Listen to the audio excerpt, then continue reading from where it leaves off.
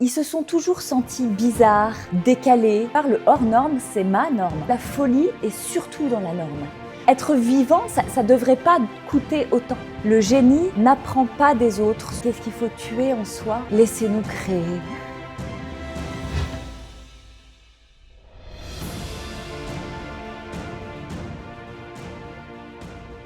Audrey, comment ça va aujourd'hui?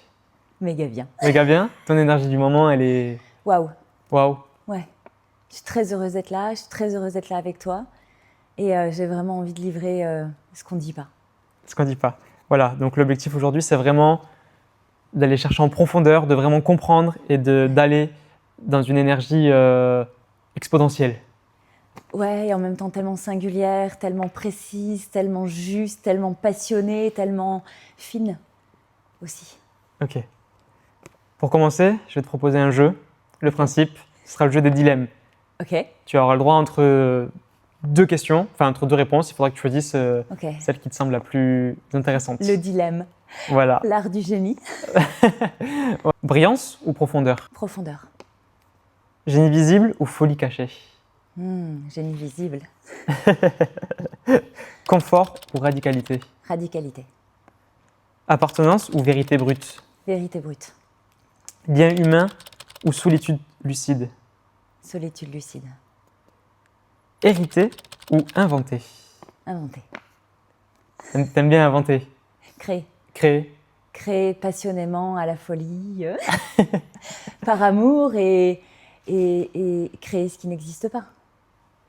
Une dernière, réassurer le monde ou le déranger? Le déranger. Par déranger, t'entends... J'entends... C'est pas déranger pour faire chier. C'est déranger pour bousculer les codes. C'est déranger pour activer une vision nouvelle. C'est déranger tout ce qui est établi, un peu obsolète, un petit peu hérité, un petit peu emmerdant. Je dérange pas, je crée. Ça dérange. Inévitablement, ça dérange. Mais ça dérange ceux qui n'ont rien prévu de changer. Ça dérange les râleurs. Ça dérange ceux qui reproduisent des schémas hérités sans jamais les remettre en question et sans forcément être heureux dans ce système. Alors oui, j'accepte de déranger, oui. Et tu penses que c'est important de déranger? Oui, c'est vital, c'est fondamental. Il y a beaucoup de discours galvaudés sur on doit ci pour le monde va mal. Mais moi, je choisis de regarder que le monde peut aussi aller très bien. Je choisis de regarder que tout est à créer, tout est à inventer et que même en faisant ça, on n'invente rien. Ça existe depuis des millénaires. Regardez le monde depuis Cro-Magnon. Il a bien bougé, il a bien changé. Moi, j'aime œuvrer pour, pas lutter contre. Dans ton champ lexical, tu emploies souvent le mot génie. Oui. Voilà, tu parles de génie, de zone de génie, d'être un génie, de trouver son génie, sa zone de génie. Mais concrètement, quand tu dis génie, c'est quoi? Un génie, c'est indéfinissable. Un génie, c'est inclassable. Le génie, la fréquence de génie dont je parle souvent, c'est un état d'être intérieur. C'est une façon de regarder le monde, c'est une façon de ressentir le monde, c'est une façon de percevoir, c'est une façon de créer. L'art du génie, c'est de la solitude. C'est vraiment, c'est seul dans sa bulle, c'est seul dans son monde, là où on regarde les choses différemment. Et cette fréquence, c'est ce flot intérieur qui laisse partir les choses, qui leur laisse de la place pour être, pour créer, pour vibrer. Les génies, c'est ceux qui croient à une autre réalité, à un autre monde, à un autre possible. Un génie, c'est un fou pour la norme. Un génie, pour moi, c'est l'art de la folie utile. Et tu penses qu'on peut tous devenir génie? Non. Non. Non, il y en a qui ne sont pas équipés pour ça, il y en a qui ne sont pas branchés pour ça. Et ce n'est pas un jugement, c'est juste mon désir, c'est de dire « et il y en a qui sont équipés pour créer, il y en a qui sont équipés pour être visionnaires, il y en a qui sont décideurs, il y en a qui sont suiveurs. » Et en fait, il faut les deux pour faire un monde. Pour qui le génie va créer s'il n'y a personne pour embrasser cette nouvelle norme? C'est une logique Mais il y a tellement de génies qui s'ignorent, tellement de génies qui se minimisent, qui se suradaptent, qui se sous-estiment, qui sont en sous-régime, parce que justement, la norme n'a pas décidé de laisser de la place à ça. La norme a décidé de contraindre, a décidé d'étiqueter, et donc de renfermer encore comme pour emprisonner le génie. Il faut pas qu'il se voie, il faut pas... Et stop. Donc, si je comprends bien, pas tout le monde n'est un génie, mais par contre, beaucoup ne le savent pas qu'ils sont génies. Je crois que profondément, tous les génies de ce monde le savent pertinemment pour la simple et bonne raison que depuis toujours, depuis leur plus tendre enfance, ils se sont toujours sentis hors normes. Ils se sont toujours sentis bizarres, décalés. Alors, il y a ceux qui se sont assumés parce que leur écosystème a été favorable à cette émergence du génie. Et puis, il y a ceux qui ont été normés et donc qui ont eu des années de souffrance, de suradaptation, de contraintes à des codes qu'ils ne comprennent même pas. C'est les codes de la norme, pour nous, on comprend tout mentalement, on sait avec intelligence reproduire, s'adapter, dupliquer, mais on n'est clairement pas équipé pour jouer à ça. Jouer à ça, c'est jouer à une fréquence qui est tellement en dessous de ce qu'on vibre quand on est naturel, quand on est dans notre folie. Je ne suis pas là pour rassurer, pour vous dire « Oh, mes petits chéris », non, je suis là pour allumer le génie. Je crois fort qu'un génie qui se révèle, c'est le monde qui se rallume autour de lui. Je ne suis pas là pour plaire, je ne suis pas là pour déranger et faire chier non plus. Je suis juste là pour attirer ceux pour qui ça parle, ceux pour qui ça résonne, ceux qui sont prêts pour embrasser ça, ceux qui sont prêts à se révéler, mais qui peut-être s'épuisent dans comment faire. Ça demande juste de l'autorisation. De l'autorisation et d'intégrer Cap Impulsion, c'est intégrer un écosystème où le génie est vivant, où le génie est vibrant, où l'autorisation, c'est la norme en fait. Et quelque part, le hors norme, c'est ma norme. Le hors norme, c'est ma norme. C'est peut-être la phrase qui pourrait définir au final un génie. Non. Non, parce que j'ai pas envie de définir le génie. Pour moi, c'est pour ça que j'appelle ça la fréquence de génie. Les génies sont indéfinissables, inclassables, ils sont tous uniques. Si tu prends Walt Disney, il est unique. Si tu prends Bill Gates, il est unique. Si tu prends Edison, si tu prends le chanteur Mika, si tu prends... ils sont tous avec une identité singulière. On ne peut pas les définir, on peut juste leur reconnaître cette fréquence de génie, cette douce folie et cette caractéristique profonde d'être des gens qui croient. Qui croient, pour qui cette croyance, en fait, c'est le sens de leur vie. S'ils font pas ça, le génie qui ne suit pas sa passion, qui ne suit pas sa croyance, c'est un génie qui meurt. Dans ton champ lexical, il y a aussi la notion de folie. Tu penses qu'on a tous une part de folie en soi? Profondément, je pense que ce monde est littéralement fou de se normer. Je crois que la folie est surtout dans la norme.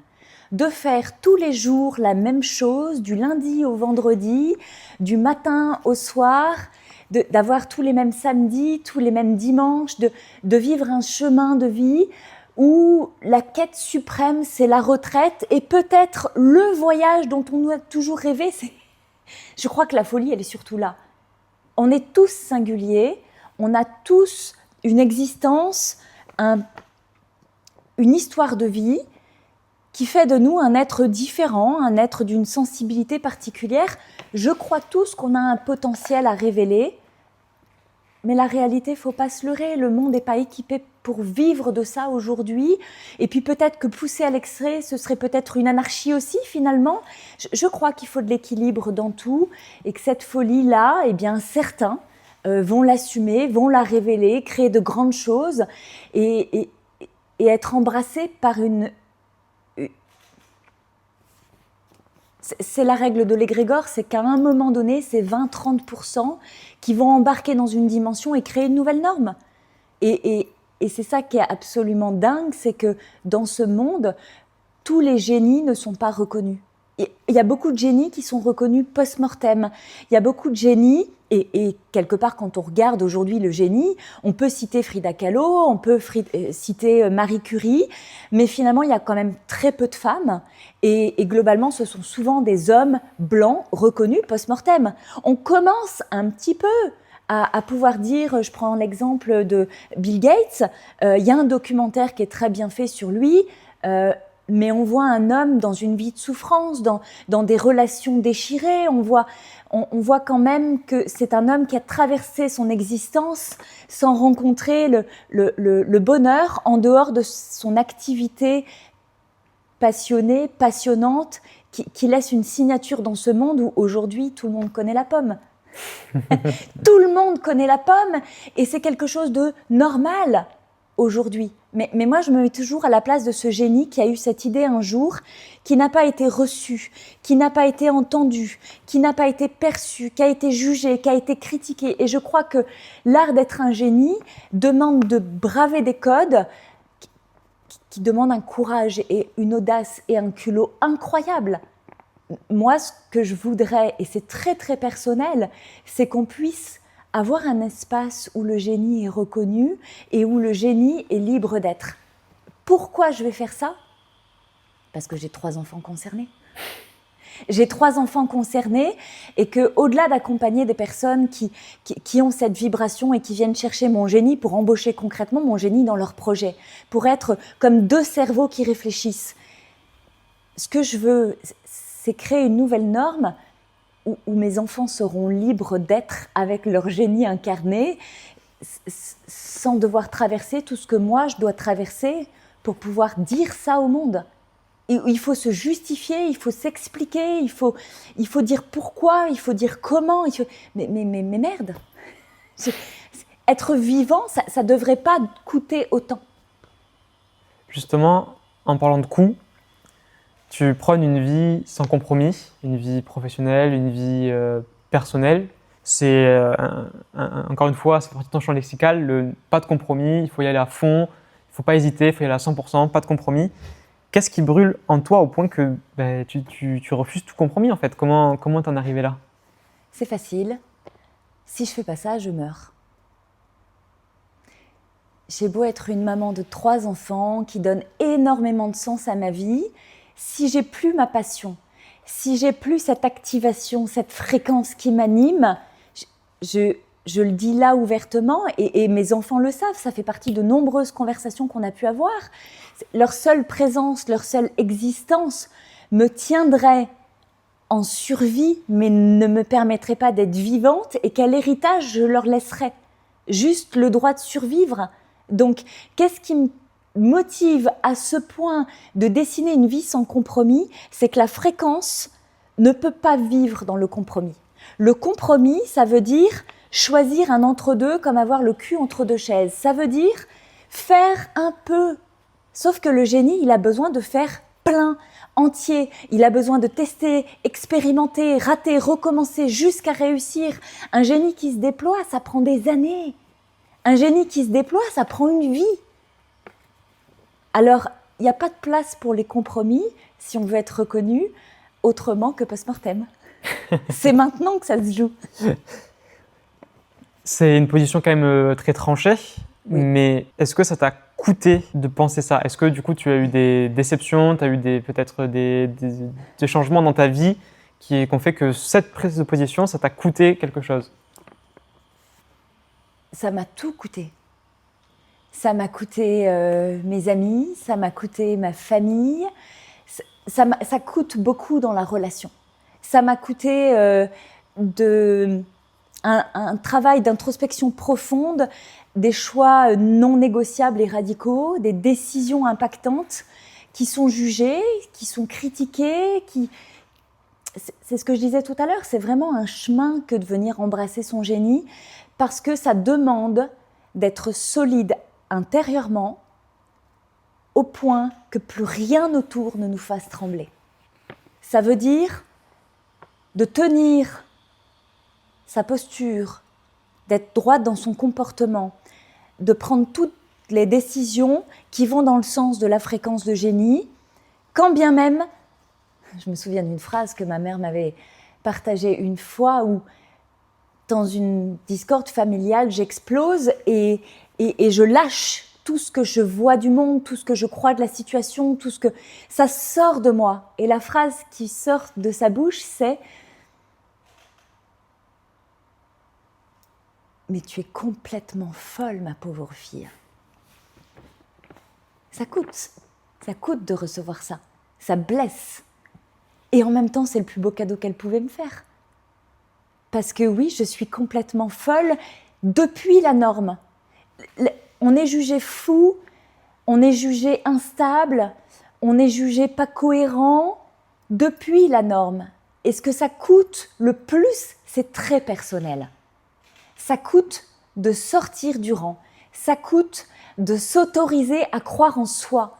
Ça coûte de s'autoriser à croire en son intention, en son projet, en sa vibration, en ce qu'on voit pour le monde de meilleur, coûte que coûte. Et dans le coûte que coûte, quand bien même ça rate. C'est un chemin de passion, c'est un chemin de à la vie, à la mort, et coûte que coûte, c'est ce qui me rend vivante. Donc aujourd'hui, d'avoir basculé dans cette solidité intérieure, ça ne me coûte plus rien. Et puis quelque part, ça a éclairé beaucoup de chemins. Et il y a beaucoup de relations qui finalement s'étaient distendues, qui sont revenues. Mais parce que ces relations très très proches, les chiens ne font pas des chats. Et ces personnes se sont retrouvées à un moment donné. Ces personnes qui m'ont jugée, ont jugé chez moi ce qu'elles n'osaient pas accepter d'elles. Et aujourd'hui, ces mêmes personnes me soutiennent et me poussent et me disent « Vas-y, tant pis, vas-y !» Parce que ces personnes m'aiment profondément et me voient heureuse et me voient vivante. Et quelque part, les gens qui t'aiment vraiment, c'est ça qui va créer une vraie relation. C'est que ces gens qui t'aiment vraiment vont t'aimer quelle que soit ta folie. Alors bien sûr, ils sont rares. Mais dans le monde où je vis, je préfère 4 relations d'une qualité intense que 12 relations d'une qualité médiocre. Donc, aucun regret sur le fait d'avoir assumé le fait de vouloir une vie sans compromis? Cette question, c'est comme me demander, est-ce que tu regrettes de vivre? Aucun regret. J'ai même pas le temps de penser si j'ai des regrets ou... Ça n'a pas d'intérêt dans ma vie. C'est pas des questions que je me pose aujourd'hui. Je suis branchée sur la passion de créer cet écosystème et ce sont pas des questions qu'on se pose. Est-ce que le fait de choisir cette vie sans compromis, ça t'a amené quand même à peut-être, du coup, comme tu disais, être isolé, réduire ton nombre de relations proches, à passer, comme tu disais, de dizaines de personnes à 4 vrais amis ou vrais proches? Est-ce que du coup, tu as quand même senti un moment de solitude? Oui. La solitude dans ce passage de la norme à la fréquence de génie, j'ai beaucoup souffert. Je me suis beaucoup remise en question parce qu'effectivement,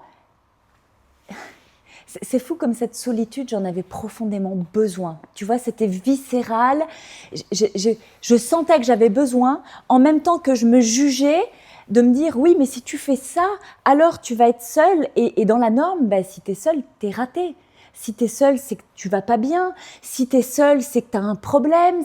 Et du coup, c'était assez difficile d'embrasser cette solitude dont j'avais tellement besoin et en même temps de me l'autoriser dans un espace de c'est normal. Mais oui, le génie passionné n'a pas d'activité, n'a pas de loisirs, n'a pas d'apéro le samedi soir, n'a pas de... Il est même très inconfortable dans les mariages, les anniversaires, les kermesses, tout ce qui est de l'ordre du moldu.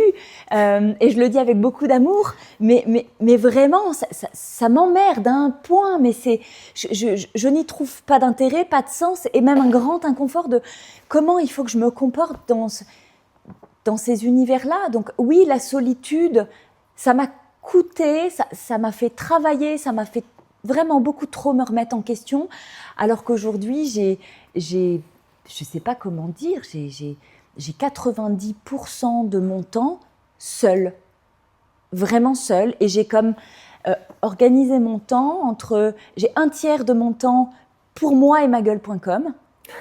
J'ai un tiers de mon temps qui est dévoué à la parentalité, à accompagner ces enfants qui ne sont pas mes enfants, qui sont pour moi des artistes de leur propre vie, et de leur ouvrir le maximum d'autorisation, de liberté. On nourrit énormément d'échanges créatifs, de tout est possible, et si le monde était merveilleux. Et c'est un art de vivre que je cultive vraiment avec mes 3 enfants. Et puis un tiers de mon temps sur ma passion, mais finalement cet espace se rejoint aussi beaucoup avec mon temps de solitude, où c'est dans la solitude que je m'entends penser, que je m'écoute, que je projette mes visions, que je construis mes schémas, que j'acte les ruptures aussi, tu vois, de ces temps de je me vois me transformer à vitesse grand V, et j'acte avec moi-même ces décisions profondes qui sont des décisions de moi à moi, plus des décisions à justifier à l'extérieur, à expliquer. Ou j'ai passé tout ça, c'est fini maintenant. Donc la solitude, c'est ma façon de vivre ce monde, et c'est ma façon de prendre ce temps de qualité, de regarder le monde pour ce que j'ai envie de lui offrir.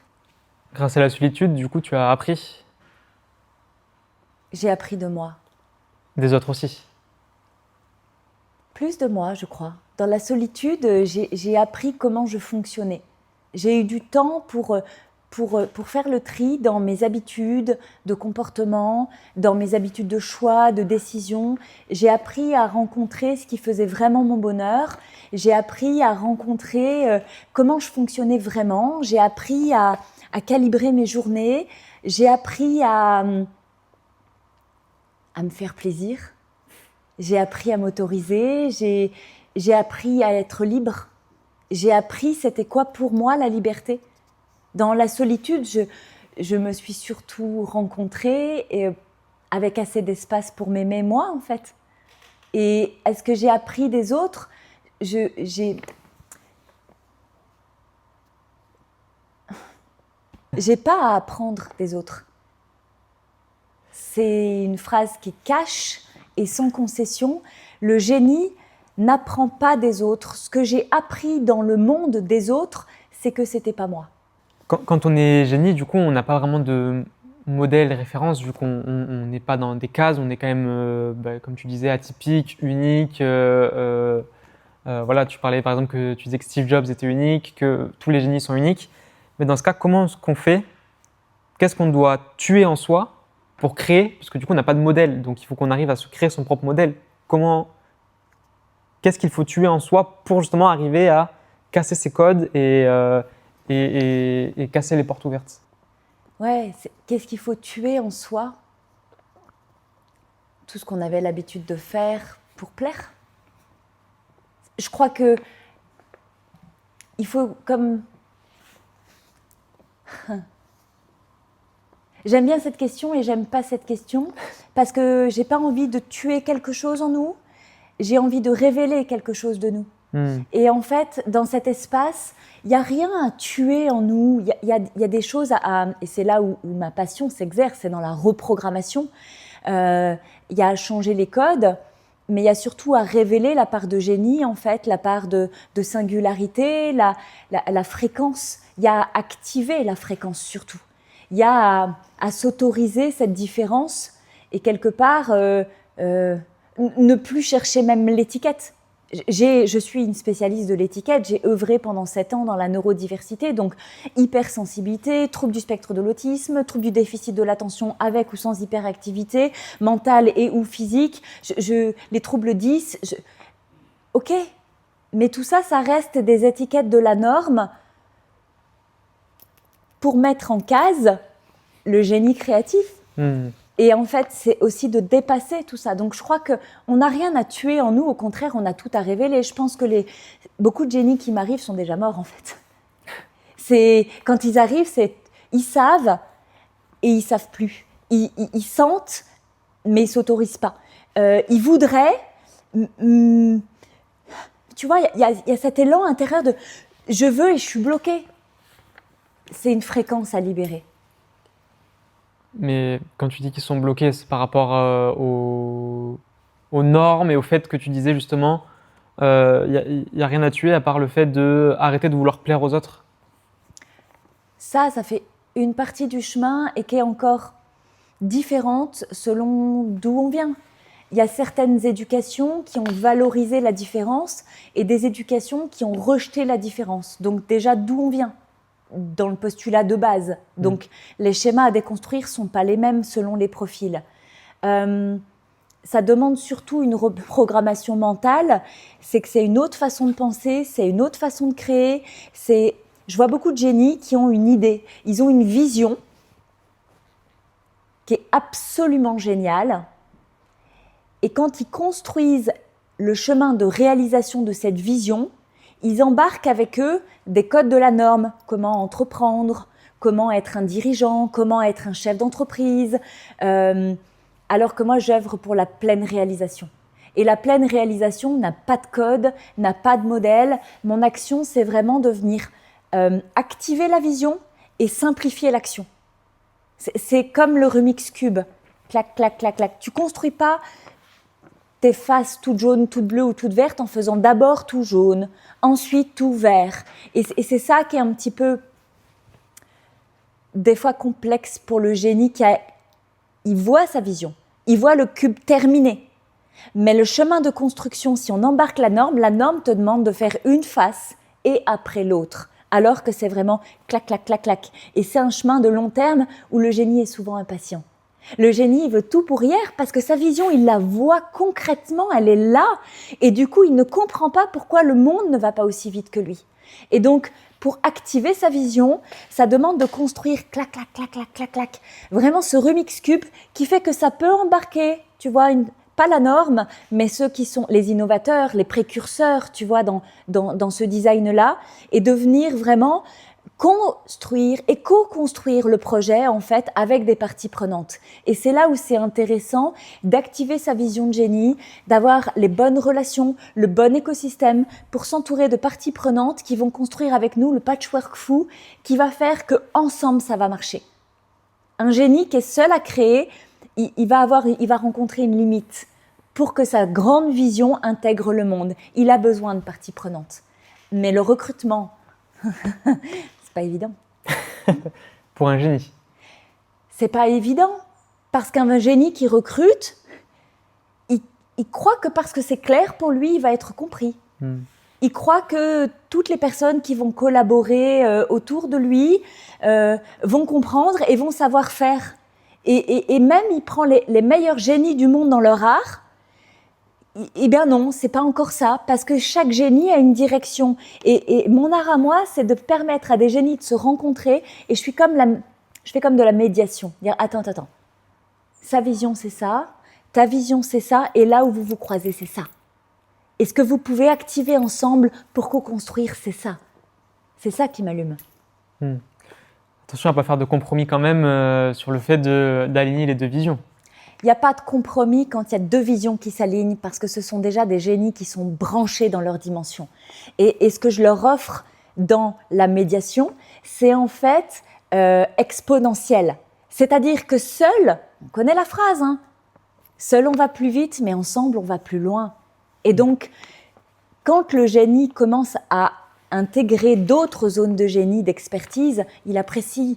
Parce que c'est des gens qui vont plus vite, c'est des gens qui vont plus clair, c'est des gens qui sont droits dans leurs bottes, c'est des gens où il n'y a pas de chichi, nanani, nana. Est-ce que tu penses qu'il n'y a pas de réunionnite aiguë? Le génie, il s'exprime, il se libère et tout le monde embrasse le code et ça crée une vision exponentielle par rapport à ce qu'était le projet de base. Donc le génie, tu lui donnes un truc exponentiel par rapport à ce qu'il voyait au départ, mais le génie, il est complètement allumé. Le génie, il est embrasé et le génie, il s'amuse.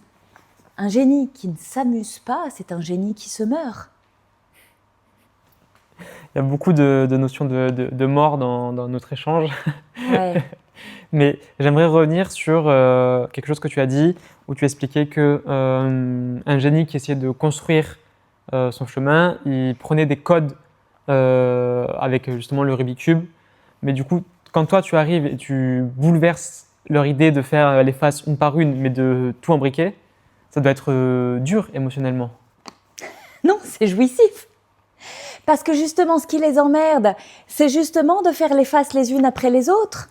Mais comme ils ne s'autorisent pas à faire clac, clac, clac, clac, clac, clac, ils viennent rencontrer mon génie qui va leur dessiner un sur-mesure dans l'art de comment faire. Moi, je n'ai pas une façon de faire. Je sais créer la version unique du génie incarné. Et en fait, il n'y a pas une méthode, il y a la méthode de cette personne-là. Et quand on vient simplifier ses actions et qu'il voit qu'il avance, parce que la réalité du génie quand il me rencontre, c'est qu'il est figé. Le génie, il est immobile. Il n'est pas en train d'essayer de faire une face après l'autre. Il en a rien à foutre, le génie. Le génie, ce qui l'emmerde et ce qui le fait procrastiner, c'est justement parce que cette façon-là de faire l'emmerde profondément. Alors, venir rencontrer mon génie, la libération des autorisations et justement la simplification des actions avec un process qui est vraiment singulier, au moins il bouge. Et en fait, il redevient vivant. Et là, ça fait sens pour lui. De toute façon, faire un Rubik's Cube face par face, ça marche pas. Ça marche pas. Ça ne marche pas.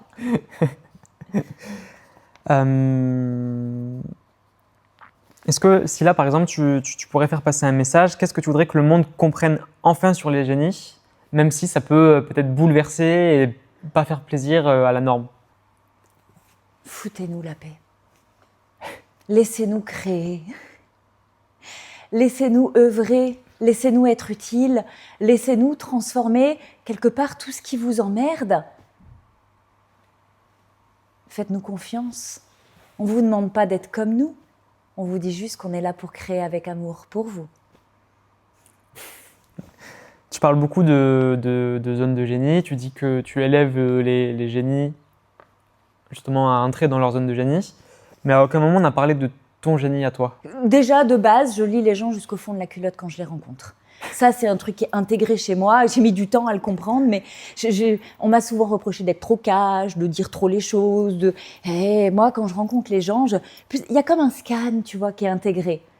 Du coup, en partant de ça, déjà, j'ai cette ouverture d'esprit où toutes les visions m'allument. Moi, je travaille avec 2%. Pourquoi 2%? Parce qu'avec les autres, je m'emmerde. J'ai besoin de projets, de trucs fous. J'ai besoin que les clients aussi viennent m'activer, tu vois, dans le qui je suis profondément. J'adore tout ce qui n'existe pas encore. Je sais pas moi, j'ai des clientes... j'ai plein d'images qui passent, j'ai plein de visages, j'ai plein de prénoms et je tiens vraiment à garder la confidentialité de ces échanges, mais qui travaillent dans le nucléaire et qui veulent développer une ferme pour entraîner les meilleurs mushers mondiaux, de trucs qui n'ont strictement rien à voir. J'ai des gens qui ont une capacité extraordinaire à créer de l'argent, créer de la richesse, à être dans l'investissement, mais qui vont plutôt venir me voir parce que leur façon de vivre ce génie créatif met en tension leur écosystème familial.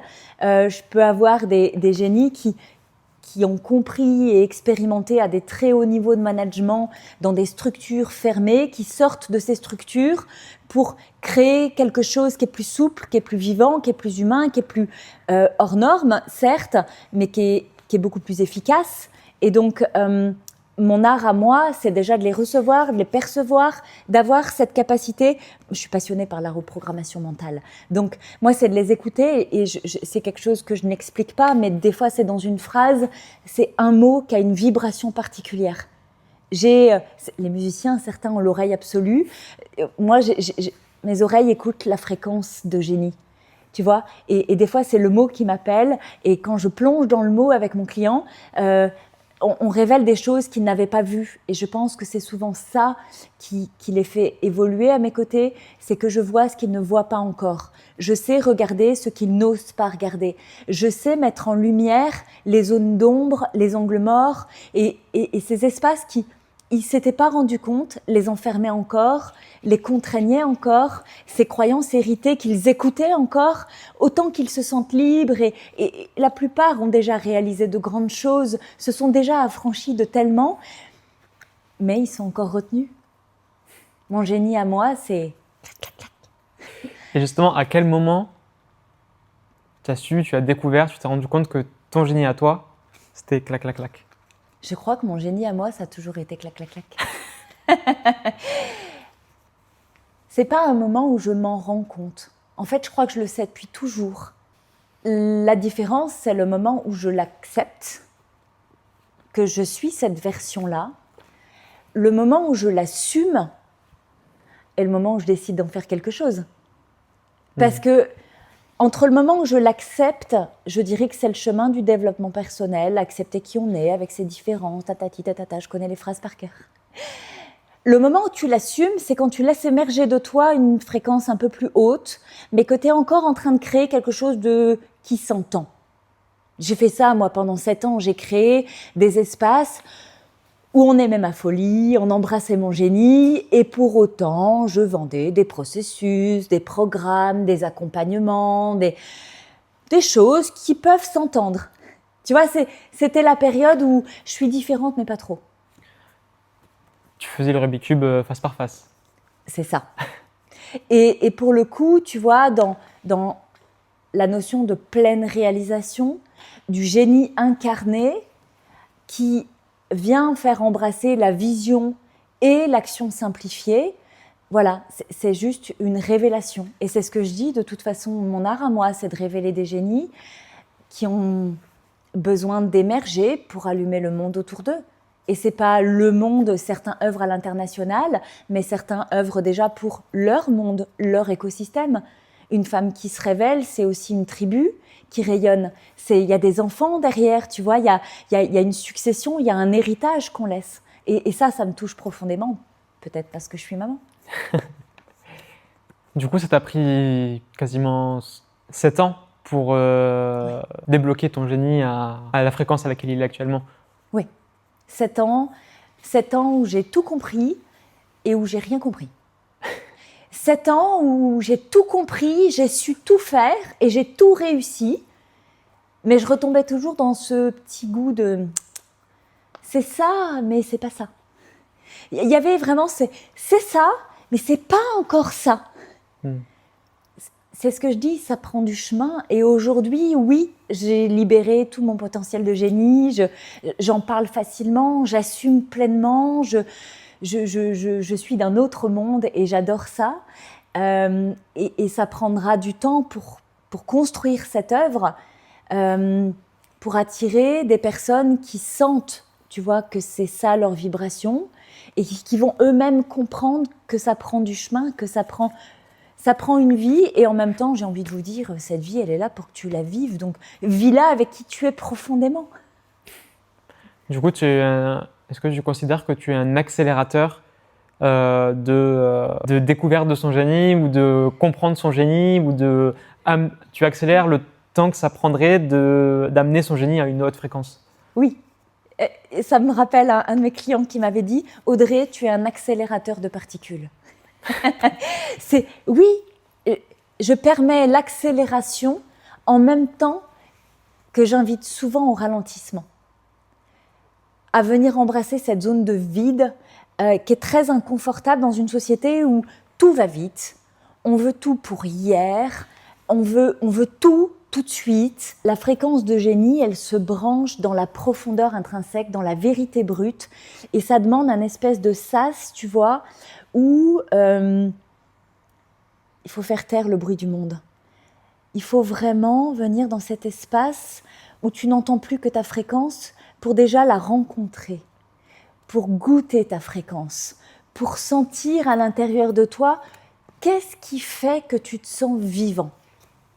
Donc, il y a d'abord quand même une phase d'introspection profonde qui n'empêche pas que, parce que je les connais, mes petits génies, c'est que si on fait que ça, c'est emmerdant, tu comprends ? On fait ça en même temps qu'on crée, on fait ça en même temps qu'on active la vision. Et souvent, en fait, et c'est ça qui est absolument magique et divin, c'est que c'est quand on est en train de faire ça que la vision se transforme. La vision de base reste une grande vision, mais qui est tronquée par la réalité de leur comportement à l'instant T, qui est tronquée par la réalité de leur contexte, de leur environnement, de leur croyance héritée, de leur héritage. Lorsque on vient faire cette zone de vide et qu'on enlève toutes les lourdeurs, qu'on enlève tout ce qui est limitant, tout ce qui fait jouer en sous-régime ou en suradaptation, la vision, elle prend une autre tournure et c'est exactement dans ce passage-là que le plan se met en place avec beaucoup plus de simplicité. Il n'y a pas à créer le comment en faisant en sorte qu'il soit simple, il y a à se libérer de tout ce qui était obsolète et qui crée de la lourdeur. Et une fois qu'ils sont activés, en fait, une fois que leur génie rencontre la vision dans un espace vide et sain, c'est surtout ça, je crois, le mot le plus important. Lorsque le génie se trouve dans sa solidité intérieure, dans un environnement sain, il n'a plus besoin de moi. Pour clôturer cette interview, est-ce qu'on pourrait considérer que la vie, elle est plus belle dans la folie? Oui. Pour ceux que ça anime, Et j'embrasse éperdument tous ceux qui ne sont pas équipés de cette folie et qui trouvent leur bonheur dans une forme de normalité. Je rappellerai toujours que je n'œuvre pas contre le monde, la norme, les systèmes, les procédures. J'œuvre pour 2% de génies qui ont envie de révéler leur vision et de la rendre concrète. Prenez du plaisir à la vivre, cette vie, elle ne reviendra pas.